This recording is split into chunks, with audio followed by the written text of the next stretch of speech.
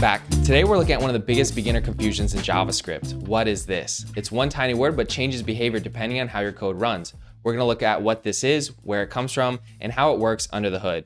Let's jump right in. JavaScript lets us use the same function on many different objects.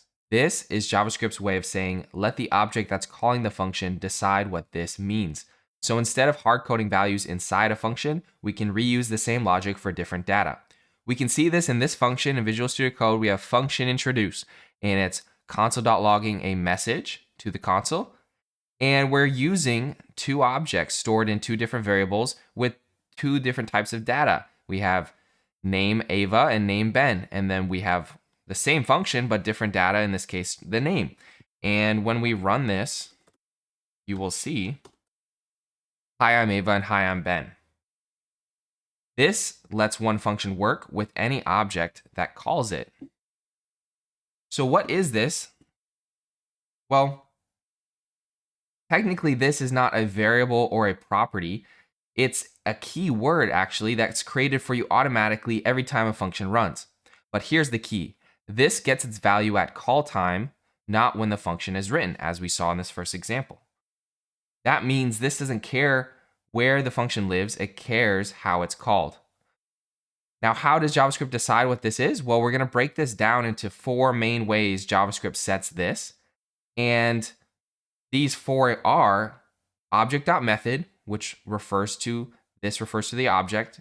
You have function, which refers to undefined in strict mode. If you're not using strict mode, it's going to be the global object in Node, or it's going to be the window in the browser. New constructor, which is the new object being created, and then function.call is going to be any object that you pass in to .call. Now, the first one we can go over is object.method, and this is going to be when you have an object with a method of speak. In this case, we have a cat object, and then we're calling this method cat.speak, and this is going to refer to the name of the cat in this case. And we can see that here with Luna.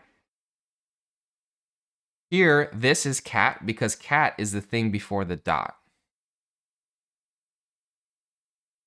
We also have regular function calls, and this object, there's no object that's here, so we're going to see what happens. We're going to see that we get back the global object since we're using Node. If we were using strict mode, we would get back undefined, which would be a bit more clear. But in this case, we're using, it would be either the global object or the window as the default in the browser.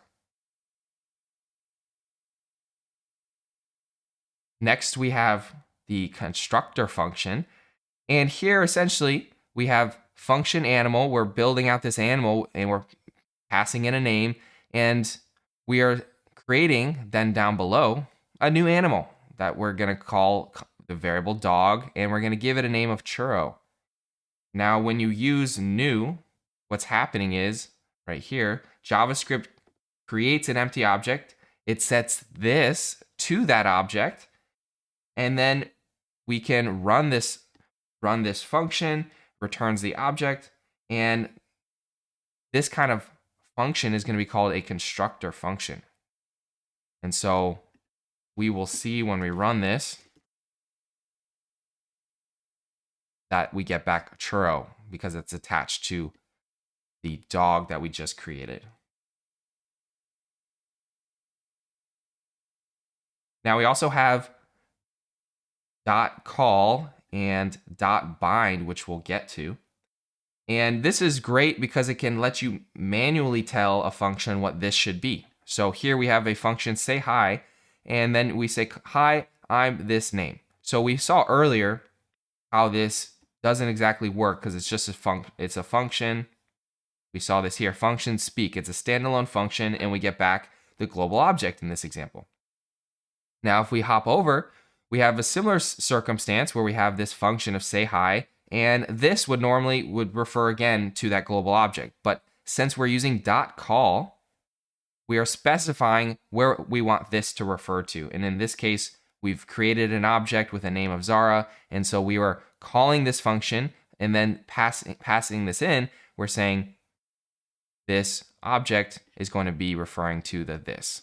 And we can see that like so. Now you also have .bind, and that essentially is storing this, loading this up. It's a loaded gun, you can say, and it's going to be used for later when you want to call this. So we are doing say hi.bind, passing user in. So this is going to refer to user.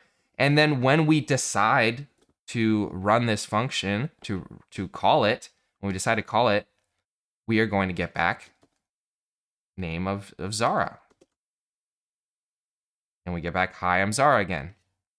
So those are the two differences. .call is going to run immediately, and .bind is going to be run at a later date when we decide to call it.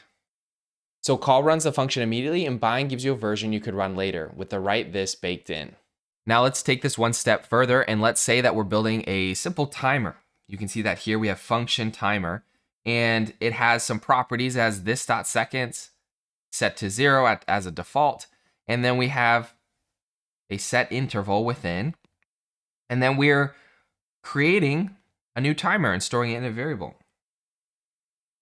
And you might be wondering, at this point, we saw it earlier in an example as well with animal here as well. You might be wondering, where is this object? I don't see any object literal. How is this creating an object? Well, this is what's called a constructor function. So I want to, clarify this and explain what's happening. We'll also elaborate this in a future video, but I want to touch on it.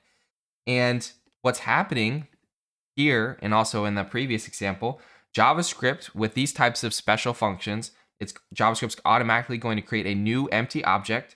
It's going to set this inside the timer function to point to that object. It's going to run the function here. So this.seconds is assigned to 0. It's going to be adding a property to my timer, and then it's going to return the object and store it into my timer. So by calling new timer, we're building a timer object behind the scenes. That's what's happening. That's what's also happening previously with animal, building an animal behind the scenes, building the dog.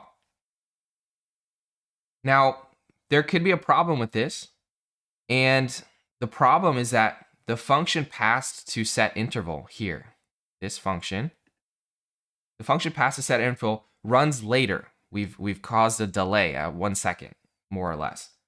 And because this runs later, and by that time, this is no longer connected to the timer object anymore. So this becomes undefined in that strict mode, or the global object in Node.js, or the window in the browser. And so in order to resolve this, you have to go ahead and attach .bind and this to retain where this is referring to the object. And this is going to allow this to work and create this timer. By using .bind this, we lock in the original this, so even when the function runs later, it still refers to the timer object we built. That's why this.seconds is going to work here, because this still points to my timer.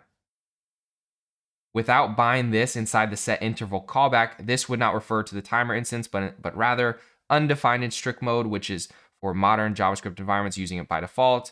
Otherwise, it's the global object window in browser, global in Node.js in non-strict mode. Now, this same idea can be written like this. And we can see here that we have a JavaScript class. You see class of timer, a constructor this time around. And constructor is going to run when we call new timer. So we ran this function when we called new timer. Now it's the constructor that we're running. And instead of using .bind, we're using an arrow function within.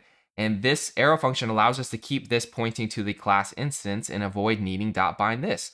This version is going to be essentially cleaner, easier to read, and more in line with modern JavaScript.